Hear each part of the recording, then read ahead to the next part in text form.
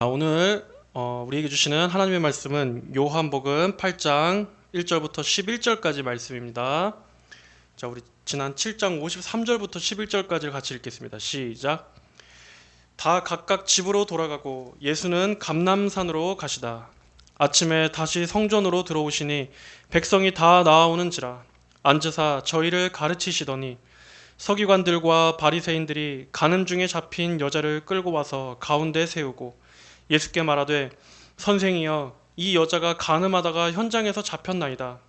모세는 율법에 이러한 여자를 돌로 치라 명하였거니와 선생은 어떻게 말하겠나이까? 저희가 이렇게 말함은 고소할 조건을 얻고자 하여 예수를 시험함이로라. 예수께서 몸을 굽히사 손가락으로 땅에 쓰시니 저희가 묻기를 맞이 아니하는지라. 이에 일어나 가라사대 너희 중에 죄 없는 자가 먼저 돌로 치라 하시고 다시 몸을 굽히사 손가락으로 땅에 쓰시니 저희가 이 말씀을 듣고 양심의 가책을 받아 어른으로 시작하여 젊은이까지 하나씩 하나씩 나가고 오직 예수와 그 가운데 섰는 여자만 남았더라.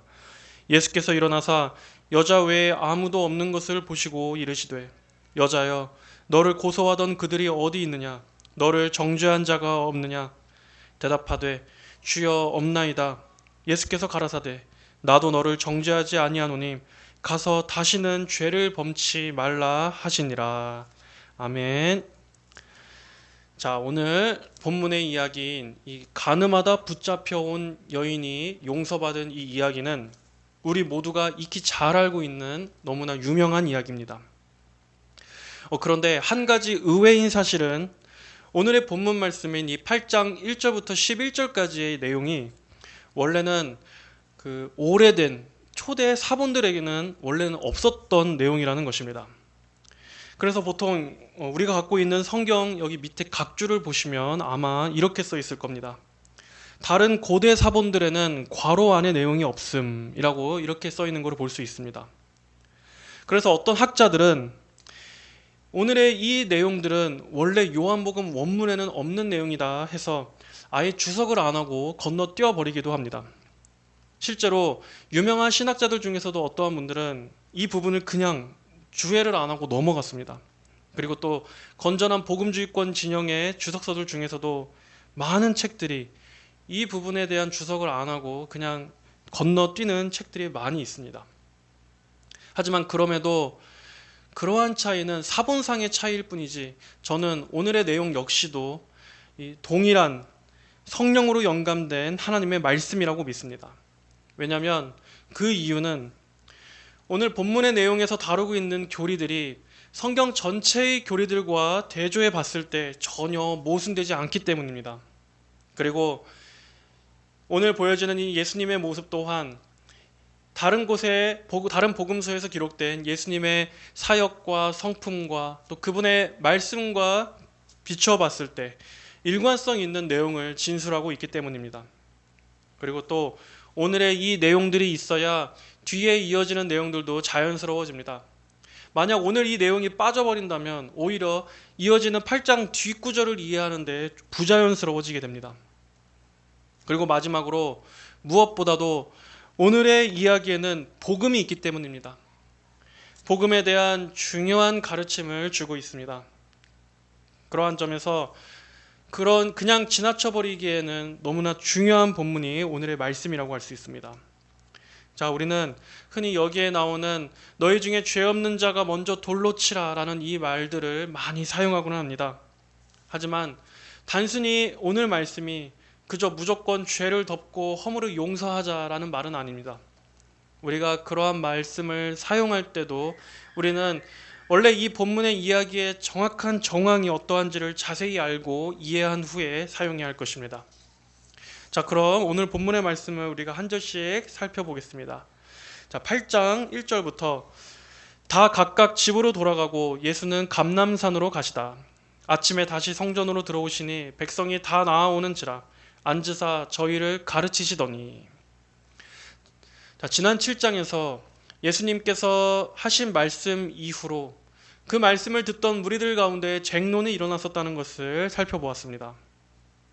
그들은 예수님에 대한 강한 적대를 가지고 있었지만 그래서 실제로 예수님을 체포하려고 시도했지만 예수님을 잡지는 못한 채 흐지부지하게 찝찝하게 해산해 버리고 말았습니다.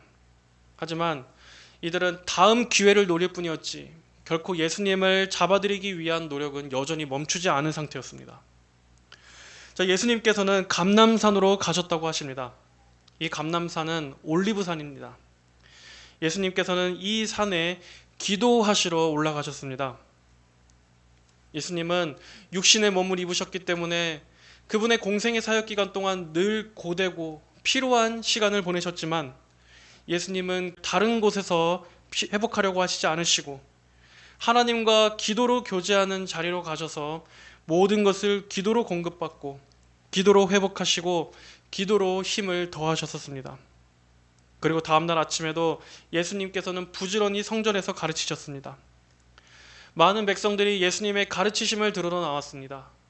그 부류들 사이에는 예수님의 가르침을 달게 들었던 사람들도 있었을 것이고 또 예수님을 여전히 의혹의 눈으로 바라보며 오던 사람들도 많았을 것입니다.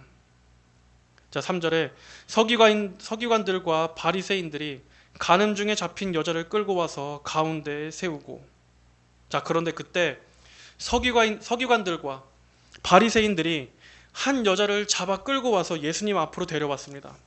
그 여자는 간음하다가 현장에서 붙잡힌 여인이었습니다. 아마 그 자리에 있던 많은 사람들이 이 장면을 목격했을 것입니다. 많은 사람들이 있던 그 가운데 이 여인을 가운데 딱 세워놓고 그들은 예수님께 말합니다. 예수께 말하되 선생이여, 이 여자가 간음하다가 현장에서 붙잡혔나이다. 이 간음이라는 걸로 봐서 아마 이 여자는 현재 남편이 있거나 아니면 약혼자가 있음에도 다른 이와 부적절한 성관계를 가진 것으로 보입니다. 그리고 실제로 이 여자가 아무런 부인을 하고 있지 않은 걸로 봐서 이 여자는 정말로 간음죄를 저지른 것입니다. 유대 사회에 있어서 간음죄란 죽임을 당해야 하는 죄였습니다. 실제로 간음은 율법에서도 죽이라고 명령하고 있습니다. 율법은 어떻게 처벌하라고 써 있습니까? 신명기 22장 22절로 24절에 남자가 유부녀와 통간함을 보거든 그 통간한 남자와 그 여자를 둘 다 죽여 이스라엘 중에 악을 제할지니라. 처녀인 여자가 남자와 약혼한 후에 어떤 남자가 그를 성읍 중에서 만나 통간하면 너희는 그들을 둘 다 성읍 문으로 끌어내고 그들을 돌로 쳐 죽일 것이니 그 처녀는 성읍 중에 있어서도 소리 지르지 아니하였으며 그 남자는 그 이웃의 아내를 욕보였음이라. 너는 이같이 하여 너희 중에 악을 제할지니라. 이렇게 율법에는 분명히 간음을 저지른 자는 남자와 여자 모두를 이렇게 강력하게 처벌하도록 명시되어 있습니다. 그리고 이것은 하나님의 거룩한 명령이었습니다. 이스라엘 가운데서 악을 제거하기 위한 하나님의 선하시고 공의로우시고 의로우신 법이었습니다. 그래서 그들은 그 율법을 근거로 예수님께 말합니다. 모세는 율법에 이러한 여자를 돌로 치라 명하였거니와 선생은 어떻게 말하겠나이까? 자, 이렇게만 볼 때 이 유대인들은 지금 굉장히 정의로운 목적을 위해서 하는 것처럼 보이지 않습니까? 그들 가운데 있는 이 부정한 죄악을 없애기 위한 의로운 목적을 가지고 하는 것처럼 보입니다. 하지만 그들의 본심은 지금 어떠한 마음으로 하는 것입니까? 6절에 저희가 이렇게 말함은 고소할 조건을 얻고자 하여 예수를 시험함이러라. 사실 이들의 본심은 그 간음한 여자를 고소하기 위한 것이 아니었습니다. 이들의 주 공격 대상은 예수님을 향한 것이었습니다. 그 여자가 아니라 바로 예수님을 고소할 이유를 찾기 위해서였던 것입니다. 사실 그들에게 있어서 그 여자 따위는 아무래도 좋았습니다. 그 여자는 그저 예수님을 잡아놓을 구실을 위한 미끼에 불과했기 때문입니다. 자, 어떻게 이들의 본심이 지금 잘못되었더라고 우리가 짐작할 수 있습니까? 자, 우선 이들이 한 말을 한번 가만히 살펴봅시다. 먼저 이 간음한 여인은 현장에서 잡혔다라고 했습니다. 현행범이라고 했습니다.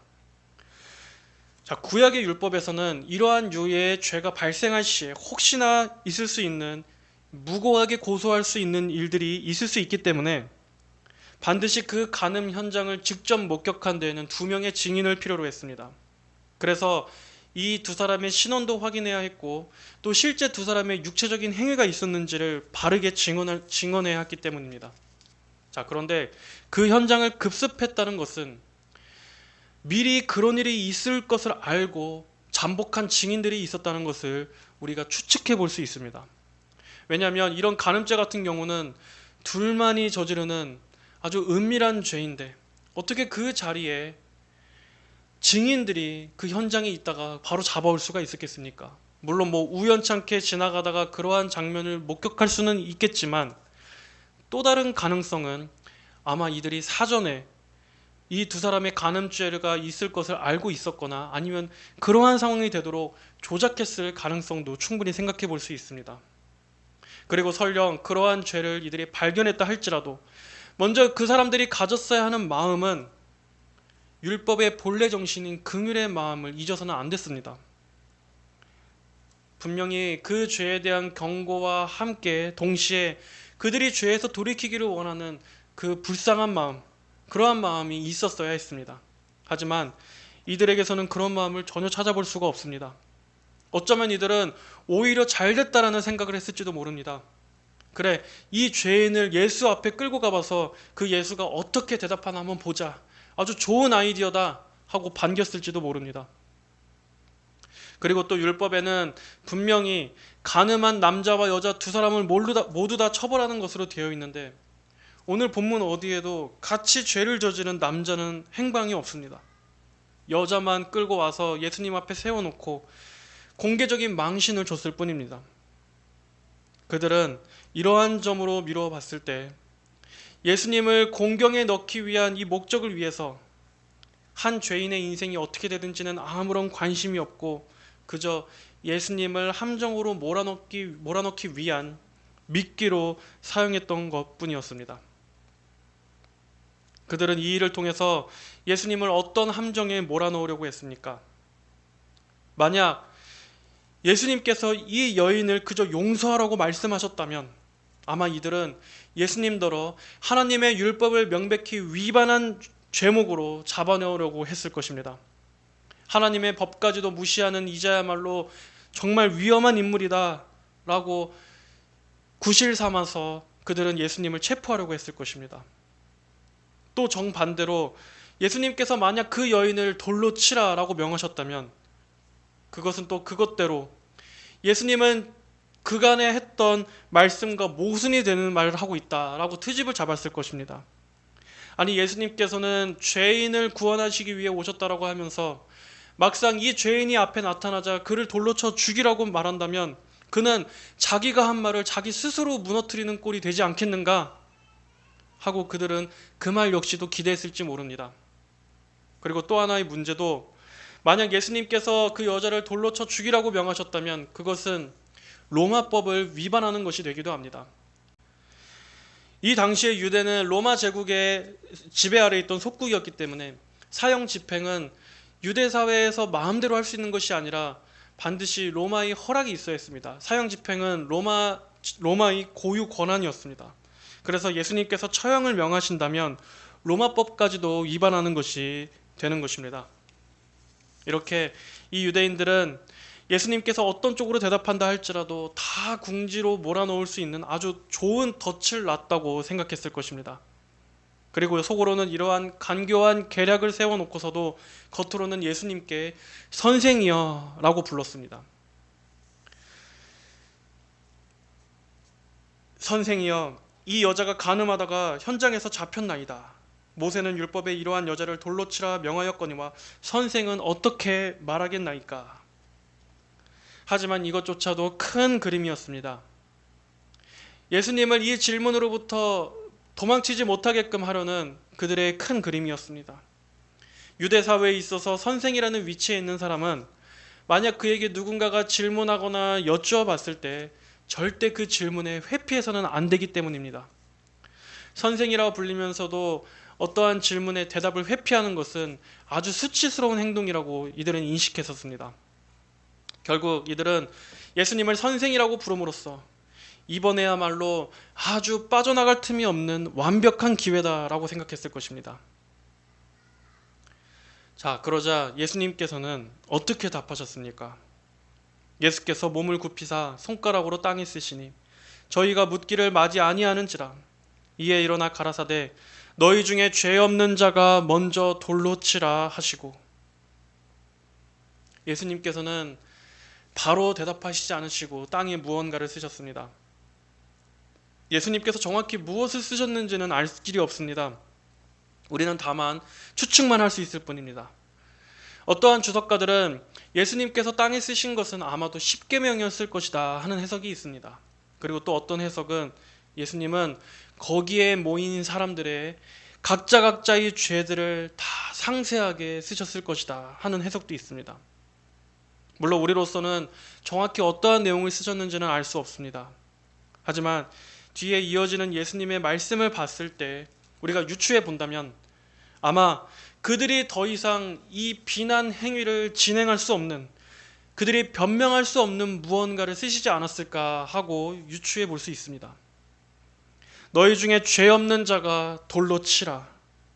예수님은 돌로 치라고 명하셨습니다. 그러나 너희 중에 죄 없는 자가 먼저 돌로 치라 라고 말씀하셨습니다.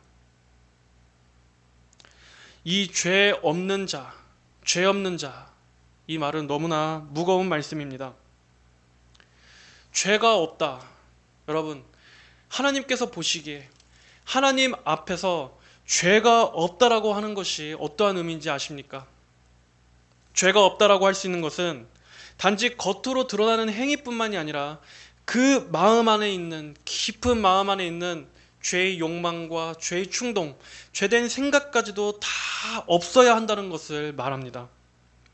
만약 단 한 번이라도 죄된 것을 생각해 보거나 해보고 싶어 하거나 또 마음만으로도 그러한 것을 상상하고 생각해 보고 품는 것만으로도 이미 성경에서는 죄를 범한 것으로 간주합니다. 예를 들어 일평생 동안 단 한 번이라도 죄된 생각을 한다거나 죄를 짓고 싶은 마음이 단 한순간도 없이 죽을 때까지 그렇게 아주 작은 흠결조차도 없이 완전 무결하게 살아야 죄가 없다라고 진정으로 말할 수 있는 것입니다. 바로 그것이 성경에서 말하는 하나님께서 인정하시는 의로움, 그리고 죄 없음, 무죄함의 상태입니다. 그리고 또 모든 종류의 죄를 단 한 가지도 범하지 말아야 합니다. 예를 들어 어떤 사람이 여기에 나오는 이러한 간음죄는 범하지 않을 수 있습니다. 육체적으로는 간음죄를 범하지 않을 수 있습니다. 그러나 생각과 감정으로는 간음죄를 범할 수 있습니다. 예를 들어 누군가를 대상으로 성적인 상상을 하고 생각을 품는 것만으로도 이미 그는 간음을 저지른 죄인이 됩니다. 또 직접 누군가를 살인한 적이 없을 수 있습니다. 여기 있는 우리들 모두 다 직접 살인을 한 적은 없죠. 그러나 마음으로 누군가를 미워하고 증오하고 그를 향해서 강한 적대의 마음을 품는 것만으로도 예수님께서는 이미 그것으로 살인한 자라고 말씀하셨습니다. 단지 마음으로만 했을 뿐이지만 하나님께서 보시기에 이미 그는 살인자입니다. 또한 실제로 도난 행위를 하지 않더라도 우리가 마음만으로도 다른 이의 소유를 탐내거나 또 탐심을 품는 것만으로도 이미 도둑질한 죄를 범하는 것입니다. 물건뿐만이 아니라 타인의 모든 소유 중에 우리가 조금이라도 그것을 탐하고자 하는 마음이 있는 즉시 우리는 도적질한 자가 되는 것입니다. 이렇게 하나님께서 말씀하신 모든 계명을 모두 다 완벽하게 지켜야 합니다. 그리고 또 이것으로 끝나는 것이 아닙니다. 단순히 어떤 행동과 마음을 금하는 데서 멈추는 것이 아니라 율법이 요구하는 완벽한 의란, 적극적인 실천까지를 다 포함하는 것입니다. 누군가를 미워하지 않고 탐심을 갖지 않는 것을 넘어서 일평생 동안 이웃을 항상 사랑하고 항상 적극적으로 사랑하고 적극적으로 베풀고 돕는 삶을 평생토록 항상 실천해야만 합니다. 악한 죄들을 금하는 것뿐만 아니라 적극적인 순결과 적극적인 의를 죽을 때까지 평생 실천해야 하는 것, 그리고 10계명 중에 9가지를 다 지킨다 할지라도 한 가지만이라도 어긴다면 끝나버리는 것, 이것이 바로 율법이 요구하는 엄격한 의입니다. 완전한 100%의 의로움으로 살아야 하는 것, 한 번의 죄만으로도 지옥에 가기에 충분한, 이것이 바로 성경에서 말씀하는 의입니다. 만약 진정으로 나는 죄가 없다라고 말할 수 있으려면 이렇게 산 사람만이 그렇게 말할 수 있는 것입니다. 여러분 어떻습니까? 이러한 기준이라면 과연 이 세상에 죄 없다라고 말할 수 있는 사람이 있을 수 있겠습니까? 이렇게 하나님의 법은 우리의 도덕관념을 초월할 만큼 엄격하고 촘촘한 것입니다. 단순히 행위뿐만이 아니라 우리의 생각과 마음까지도 완벽한 순결, 완벽한 의를 요구하십니다. 만약 진정한 의를 따지려면 이 정도의 의로움을 완수해야 합니다. 이것이 하나님께서 모든 사람들에게 요구하시는 의, 하나님의 의입니다.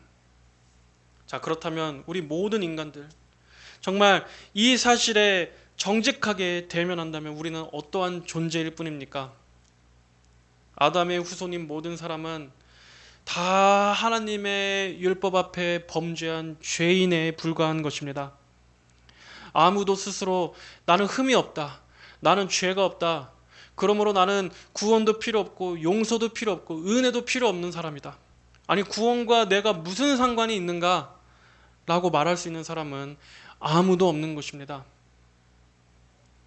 그래서 성경은 모든 사람에게 선언하고 있지 않습니까? 로마서 3장 9절에 그러면 어떠하뇨? 우리는 나으뇨? 결코 아니라 유대인이나 헬라인이나 다 죄 아래 있다고 우리가 이미 선언하였느니라. 의인은 없나니 하나도 없으며,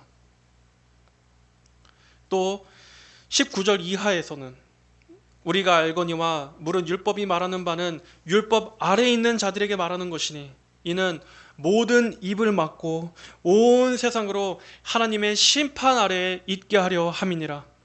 그러므로 율법의 행위로 그의 앞에 의롭다 하심을 얻을 육체가 없나니 율법으로는 죄를 깨달음이니라 라고 말씀하고 있습니다. 여러분 그렇습니다. 율법은 다른 사람의 죄를 파헤치고 지적하라고 주신 것이 아니라 먼저 1차적으로는 나의 죄를 깨달으라고 주신 것입니다.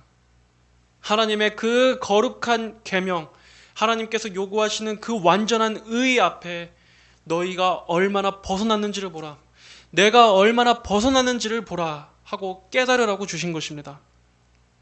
율법의 잣대로 다른 사람을 향해서 너는 율법을 어긴 자다, 그러므로 너는 죽어야 한다 라고 말하기 위해서가 아니라 바로 나 자신이 하나님의 그 거룩한 법을 어긴 죄인이구나, 내가 바로 죽어야 할 그 죄인이구나 하는 것을 깨달으라고 주신 것입니다. 그 율법의 손가락질을 나를 향하도록 하나님 앞에 내가 서도록 하기 위해서 주신 것입니다. 그리고 하나님의 그 거룩한 법대로 온전히 살 수도 없고 지킬 수 없는 나를 보면서 나는 정말로 소망이 없는 죄인이구나 하는 것을 절실히 깨닫고 하나님의 용서와 하나님의 은혜에 매달리도록 하나님께로 나아오도록 하라고 주신 것이 율법의 진정한 목적인 것입니다. 그러나 우리는 어떻습니까? 신앙생활을 이렇게 오래 하다 보면 나도 모르게 착각에 빠질 때가 많습니다. 마치 나는 하나도 죄가 없는 것처럼, 원래부터 태어날 때부터 의인으로 태어났던 것처럼 어느샌가 나 자신의 옛 모습은 까맣게 잊어버리고 이제는 완벽한 의인과 심판자의 자리에 서서 누군가를 쉽게 정죄할 때가 많습니다. 내가 예수님을 믿기 전에 나는 그보다 더 악한 죄인이었음에도 불구하고, 그리고 나는 그와 같은 죄는 짓지 않을지라도 나는 다른 방면에서는 나 또한 똑같이 다른 죄를 짓고 있음에도 그리고 그건 역시도 하나님께서 보시기에는 같은 죄임에도 불구하고 마치 나는 하나님 앞에 아무런 책망받을 죄가 없는 것처럼 그렇게 자신에 대해서는 스스로 의롭게 여기고 착각에 빠질 때가 너무나 많습니다. 내가 은혜로 용서받은 죄인이었다라는 사실을 잊어버린 것입니다. 나 역시도 아주 극악한 죄인이라는 것을 까맣게 잊어버린 것입니다. 그러면서 우리는 누군가 죄를 지었을 때를, 죄를 지은 것을 보면 우리는 어떠한 마음을 갖습니까? 다른 이들의 죄를 적나라하게 드러내면서 그때 우리의 마음 안에는 실제 어떠한 마음입니까? 그 사람이 완전히 망해버리기를 바라지 않습니까?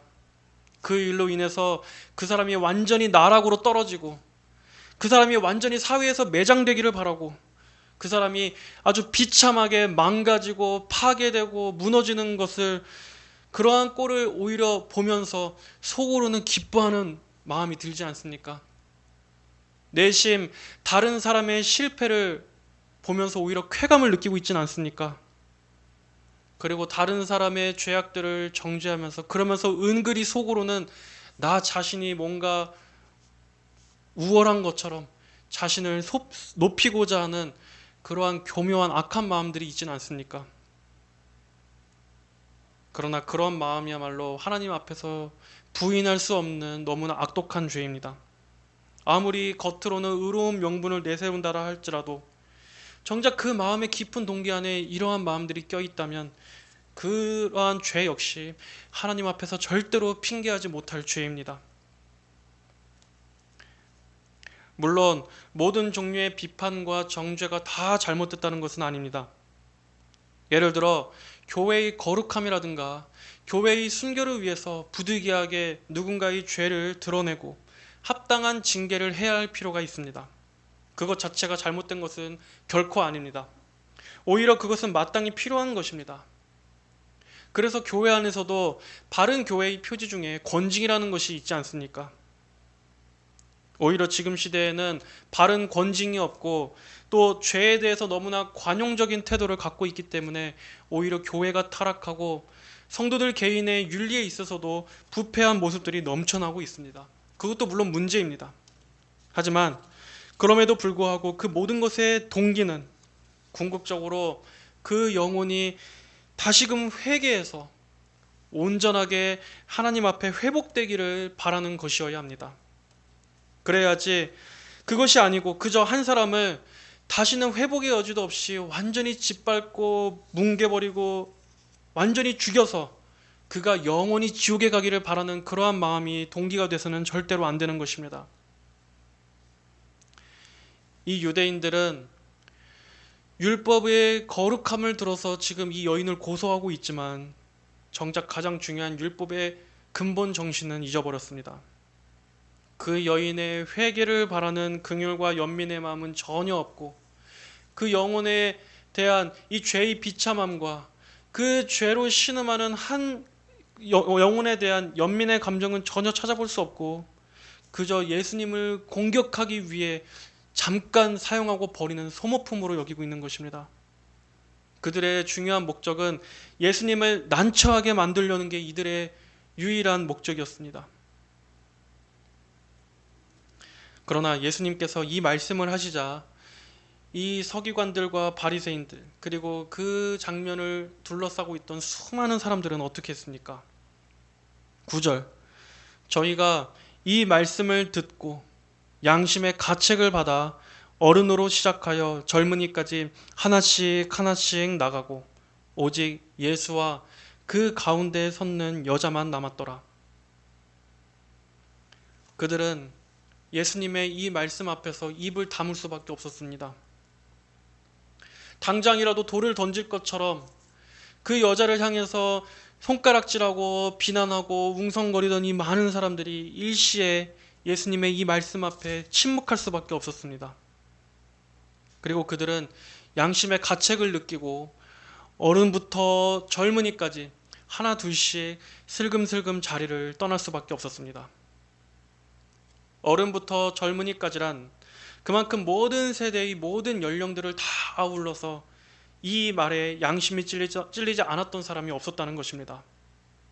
예수님의 이 말씀 앞에서 양심의 가책을 느끼지 않고 이 말씀에 해당되지 않았던 사람이 한 명도 없었다는 것입니다.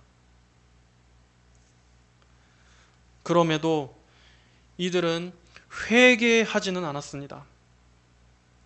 양심은 찔려 했지만, 양심의 부끄러움은 느꼈지만 회개로까지 이어지지는 않았습니다. 이처럼 인간의 깊은 본성은 자기의 죄가 적나라하게 드러날 때는 회피하게 됩니다.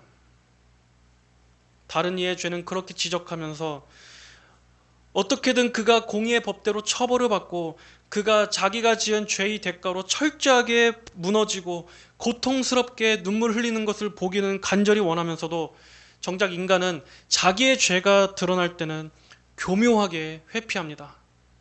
이것이 바로 인간의 본성입니다. 우리의 본성입니다. 나의 본성입니다. 그러나 단지 양심의 가책을 느끼는 것만으로는 회개가 아닙니다. 부끄러움을 느끼고 손가락질을 멈추는 것만으로는 회개가 아닙니다. 누군가를 향한 적대 행위를 멈추고 나 자신의 죄에 대해서 그저 잠깐 부끄러움을 느끼는 것은 회개가 아닙니다. 참된 회개는 나의 죄도 똑같이 무거움을 자백하고, 아니 나는 그보다 더한 악한 죄인이었다라고까지 자기를 혐오하면서 하나님 앞에 철저히 낮아지는 것입니다. 그리고 거기에서 끝나면 안 됩니다. 예수님께로 나와야 합니다. 예수님의 은혜와 용서를 구해야 하는 것입니다.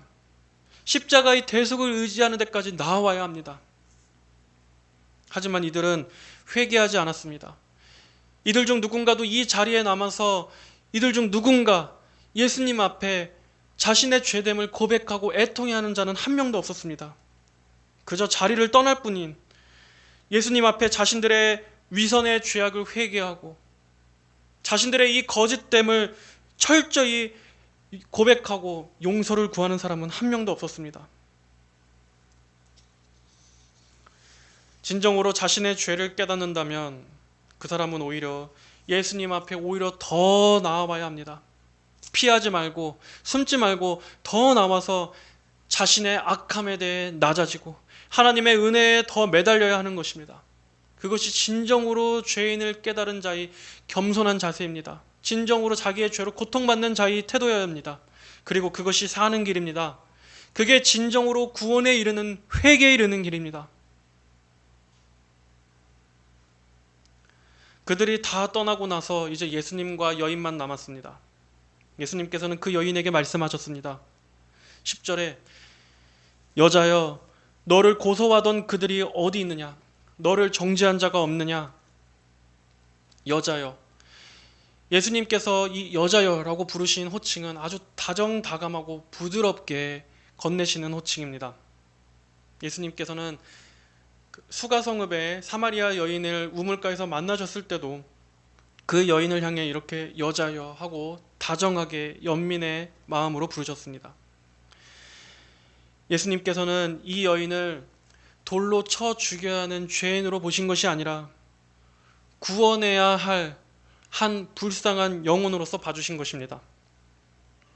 죄에 묶여 있고 지금 죄로 인해서 이렇게 더러움과 수치 가운데 큰 고통을 받고 있는 한 영혼으로서, 구원이 필요한 한 영혼으로서 보신 것입니다.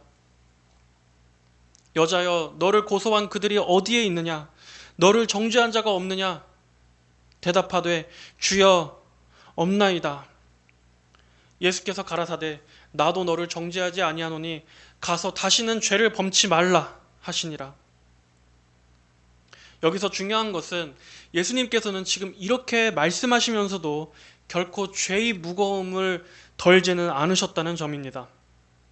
예수님께서는 그저 죄가 아무것도 아닌 것처럼 그냥 덮어놓고 돌려보내시지 않으셨습니다. 오히려 그녀로 하여금 죄를 직시하게 만드셨습니다.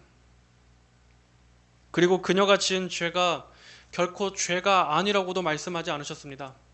마치 지금 시대 사람들처럼 그건 죄가 아니고 사랑이야.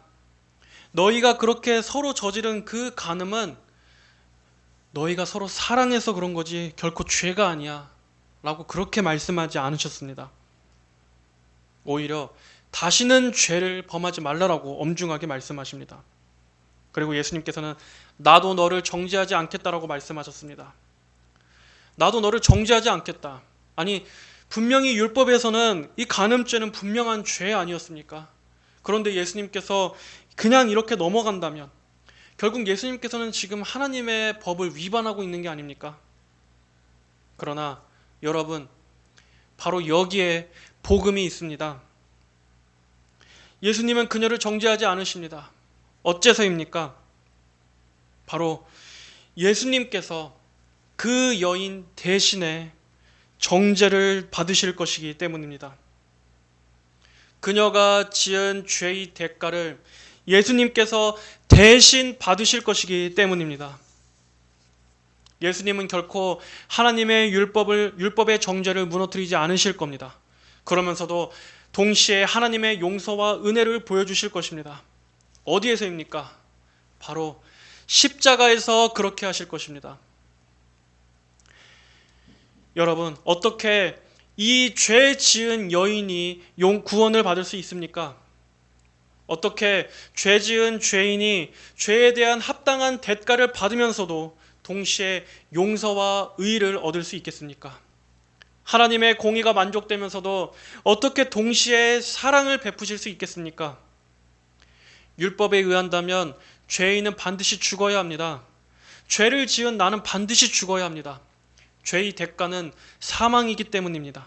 그리고 그것이 하나님의 의입니다. 만약 하나님께서 죄를 죄대로 심판하지 않고 그냥 넘어가신다면 하나님께서는 스스로 공의를 저버리는 것이 됩니다. 그러나 동시에 하나님께서는 하나님의 그 사랑과 은혜의 하나님이시기도 하셔야 했습니다. 그래서 하나님께서는 이 모순을, 이 딜레마를 해결하시기 위해 어떻게 하셨습니까? 하나님은 하나님의 아들 예수 그리스도를 보내주신 것입니다. 죄인을 구원하시기로 작정하신 그 방법으로 예수님을 보내주신 것입니다.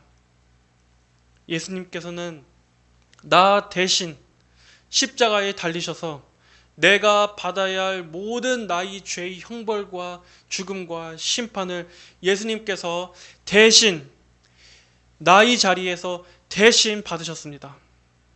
나에게 쏟아져야 할 하나님의 진노와 심판이 나 대신 십자가의 죽음의 자리에 달리신 예수님께로 대신 쏟아 부어진 것입니다. 그러므로 내가 정죄받지 않을 수 있는 이유는 나의 죄를 대신해서 예수님께서 이미 심판과 형벌을 모두 다 받으셨기 때문입니다. 이것이 내가 죄인이 용서받고 의인이 된 오직 한 가지 이유입니다. 로마서 8장 3절에 율법이 육체로 말미암아 연약하여 할 수 없었던 그것을 하나님께서 하셨으니 곧 자기 아들을 죄 있는 육체의 모양으로 보내셔서 그 육체 안에서 죄를 심판하신 것이다. 또 베드로전서 2장 24절에 친히 나무에 달려 그 몸으로 우리의 죄를 담당하셨으니 이는 우리로 죄에 대하여 죽고 의에 대하여 살게 하려 하심이라. 저가 채찍에 맞음으로 너희는 나음을 얻었나니. 이렇게 예수님께서 죄가 없으신 그분께서 죄인의 자리에 우리 대신 심판을 받으시고 나의 죄를 그분께서 온전히 다 감당하셨기 때문에 그로 인해 내가 정죄받지 않을 수 있는 것입니다. 이 이유 외에는 없습니다. 결코 내가 거룩해서도 아니고 내가 잘나서도 아니고 내가 의로워서도 아닙니다. 우리는 예수님께서 십자가에서 이루신 이 공의와 사랑 이 두 가지 측면을 모두 바라볼 수 있어야 합니다.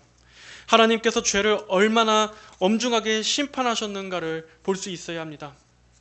우리는 기독교적인 용서와 사랑을 말할 때도 언제나 그 뒤에는 죄의 치명적인 악함이 있었다라는 것을, 죄는 반드시 죽음이라는 대가를 치러야 할 만큼 악한 것이라는 것을 알아야 하며 그 죄를 해결하기 위해서 하나님의 아들께서 죽으셔야 할 만큼 죄는 너무나 치명적인 것이었다는 것을, 치명적인 악이라는 것을 결코 잊어서는 안 됩니다.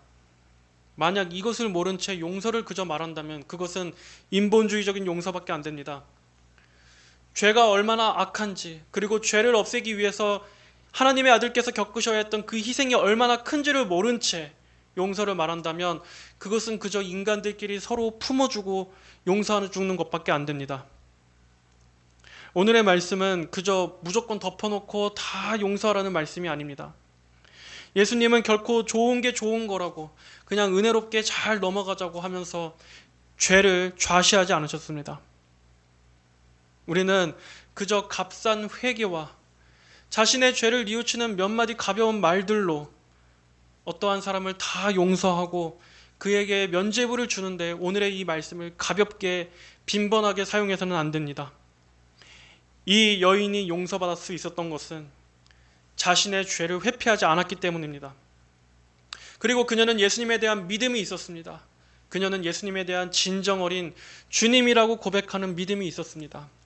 그리고 그녀 안에는 자신이 정말 심각한 죄를 지은 죄인이라는 참된 자각이 있었고 예수님 앞에 철저히 낮아진 마음이 있었습니다. 그 자기 자신의 죄인됨에 대한 깨트리는 애통의 마음이 있었던 것입니다. 그러므로 우리는 이러한 말을, 이 말씀을 단순히 죄 없는 자가 돌로 쳐라, 비판하지 말라, 정죄하지 말라라는 말로 그저 모든 죄인들을 다 감싸주기만 하는 그러한 교묘한 물타기를 하는데 가볍게 적용해서는 안 됩니다.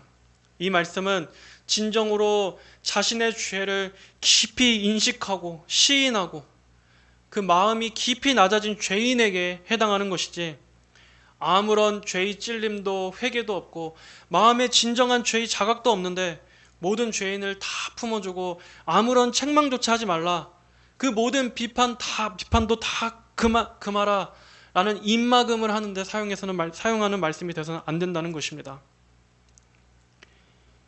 이 말씀을 무조건 그저 다 넓게 적용해서 이단자나 많은 이들을 멸망으로 이끌고 가는 악한 거짓 선지자들에게도 그저 비판하지 말라, 판단하지 말라, 정죄하지 말라 하는 식으로 적용해서는 안 된다는 것입니다. 우리는 이 말씀을 적용할 때 지혜로운 분별이 필요합니다. 예수님께서는 다시는 죄를 범하지 말라고 말씀하십니다. 죄의 문제를 좌시하지 않으셨다는 것입니다. 여러분, 참된 회개의 본질은 다시는 죄를 범하지 않는 것입니다. 이제 구원받았으니까, 이제는 나는 정죄받지 않고 심판받지 않으니까 여전히 죄 가운데 마음껏 머물러도 된다 하는 것을 허용하는 것이 아니라 참된 회개는 과거에 죄를 사랑했던 마음을 버리고 그 죄를 끊고 죄를 미워하는 것으로 드러나야 한다는 것입니다. 우리는 다 죄를 사랑해서 죄를 지었습니다. 그러나 이제 진정으로 회개한 사람에게서는 죄를 미워하는 것이 드러나야 합니다. 로마서 6장 20절에 너희가 죄의 종이 되었을 때에는 의에 대하여 자유하였느니라. 너희가 그때 무슨 열매를 얻었느뇨? 이제는 너희가 그 일을 부끄러워하나니 이는 그 마지막이 사망임이니라. 그러나 이제는 너희가 죄에게서 해방되고 하나님께 종이 되어 거룩함에 이르는 열매를 얻었으니 이 마지막은 영생이라. 죄의 싹은 사망이요 하나님의 은사는 그리스도 예수 우리 주 안에 있는 영생이니라. 죄에서 해방되고 이제 하나님께 종이 된 자에게는 거룩함에 이르는 열매를 맺는 삶을 지속해야 합니다.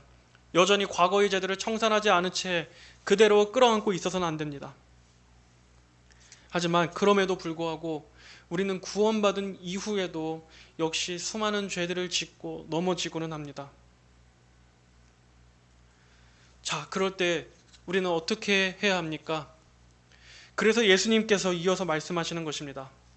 다음 12절에 예수께서 또 일러 가라사대 나는 세상의 빛이니 나를 따르는 자는 어두움에 다니지 아니하고 생명의 빛을 얻으리라. 이제 어두움에서 건짐을 받았다면 빛이신 주님을 계속 따라 걸어야 합니다. 계속해서 빛을 따라 걷고 빛 가운데 머물러 있고 빛 대신 주님을 향해서 계속해서 넘어져도 그 빛 대신 주님을 향해 지속하여 살아가는 것, 그러면서 점점 더 성도가 성화되어져 가는 것입니다. 자, 성도 여러분, 오늘은 간음한 여인이 예수님 앞에 나와 용서받은 이야기를 살펴보았습니다. 그 여인을 정죄하던 많은 이들이 있었습니다. 그리고 때때로 우리 역시도 이 군중들처럼 비난하는 자의 자리에 설 때가 있는지도 모릅니다. 그러나 그럴 때 우리가 잊지 말아야 하는 것은 무엇입니까? 우리 역시도 하나님 앞에서 이 간음한 여인과 같은 자였다는 것을 잊어서는 안 됩니다. 이전에도 마찬가지고 지금도 우리는 하나님 앞에서 용서받은 죄인에 불과한다는 것을 잊어서는 안 됩니다. 누군가가 죄로 인해서 실족해 넘어지는 것을 볼 때 그것을 기쁨으로 삼지 마십시오. 그것을 보면서 은근히 아주 쌤통이다, 잘됐다 라고 그러한 것들을 생각하지 마시기 바랍니다. 우리는 그럴 때 먼저 그 영혼을 위해 기도해야 할 것입니다. 그가 악한 죄를 지었지만 그럼에도 예수님께서 아직 그 생명을 거두어 가시지 않는 이상 그에게 회개의 은혜를 주시기를 기도해야 할 것입니다. 사람의 마음으로는 안 되지만 예수 그리스도의 마음을 우리가 추구한다면 그러한 마음을 마땅히 품어야 합니다. 그 영혼이 참된 회개로 자복하고 다시금 하나님의 용서로 인해서 온전해질 수 있는 계기가 되기를 기도해야 할 것입니다. 물론 이 세상에는 참으로 악한 죄인이 실제로 너무나 많습니다. 이 세상에 있는 많은 죄인들이 다 여기에 나오는 이 간음한 여인처럼 가련하고 불쌍하고 처연한 그러한 죄인들만 있는 것은 아닙니다. 다른 사람에게 아주 악한 죄를 짓고 많은 피해를 주면서도 전혀 일말의 죄책이나 양심의 가책도 없이 뻔뻔한 악인들이 얼마나 많습니까? 그리고 그것들이 다 남 일이 아니라 만약 그러한 일들이 내게 입힌 피해라면, 나에게 준 일이라면 오늘 이 말씀을 적용하는 데는 정말 너무나 어려운 것이 사실입니다. 죄 없는 자가 돌로 치라는 이 말씀이 너무나 공허한 말씀처럼 느껴지는 것은 당연합니다. 물론 그러한 악인들은 하나님께서 심판하실 것입니다. 하나님의 그 어미하신 공의가 결코 회개하지 않는 악인들을 결코 가만 놔두시지 않으실 겁니다. 그리고 또 하나님께서는 그러한 악인들을 이 땅에서 벌하시기 위해서 국가의 정부에 칼의 권세를 주시지 않으셨습니까? 그러나 그것과는 별개로 우리가 누군가의 윤리적인 타락이나 죄를 볼 때 우리가 그것을 보면서 마냥 통쾌해야 하고 손가락질을 하고 비난하는 데 앞서기보다는 한편으로는 나 역시도 나의 죄를 회개하는 계기로 삼아야 할 것입니다. 왜냐? 바로 내가 그 입장이 될 수도 있기 때문입니다. 내가 아니라면 나의 가족이, 나의 자녀가, 아니면 내가 사랑하는 신앙의 동료가 그러한 죄들로 넘어질 수도 있기 때문입니다. 우리 역시도 은혜가 아니라면 넘어질 수밖에 없습니다. 아무도 스스로 서 있다고 자만할 수 있는 사람은 아무도 없는 것입니다. 그러므로 우리는 그러한 일들을 보게 될 때 죄에 대해서 더욱더 경계하고 또 우리 자신을 더욱더 낮추어서 겸비하게 될 수 있는 계기로 삼는 것이 우리의 경건에 유익할 것입니다. 그리고 마지막으로 나 역시 그러한 악한 죄임에도 불구하고 이런 나를 구원하시기 위해서 예수님께서 피를 흘려주셨다는 그 대속의 은혜 역시 생각하시기 바랍니다. 그로 인해서 하나님의 크신 은혜와 그분의 용서하시는 그 사랑과 긍휼하심을 더욱더 찬양하고 높이시는 계기가 되기를 바랍니다. 분명한 것은 어떠한 죄인도 하나님께서 그를 구원하시고자 하신다면 구원하실 수 있고 변화시키신다는 것입니다. 우리가 그랬던 것처럼, 내가 그랬던 것처럼 하나님께서는 아무리 가망이 없어 보이는 악한 죄인이라 할지라도 하나님의 전능하신 구원의 능력으로는 그를 하나님의 자녀, 성도로 능히 변화시키실 수 있습니다. 하나님께서는 의인이 아닌 죄인을 구원케 하시려 하나님의 아들 예수 그리스도를 보내주셨습니다.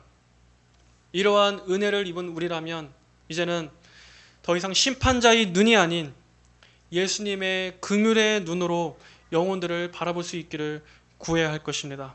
그래서 아직도 죄 가운데 있는 많은 영혼들을 더욱더 하나님의 구원으로 인도할 수 있도록 그 구원의 복음을 전하는데 더욱더 열심을 내고자 하는 그러한 마음을 주시기를 우리 주님의 이름으로 축복합니다. 다 함께 기도하시겠습니다.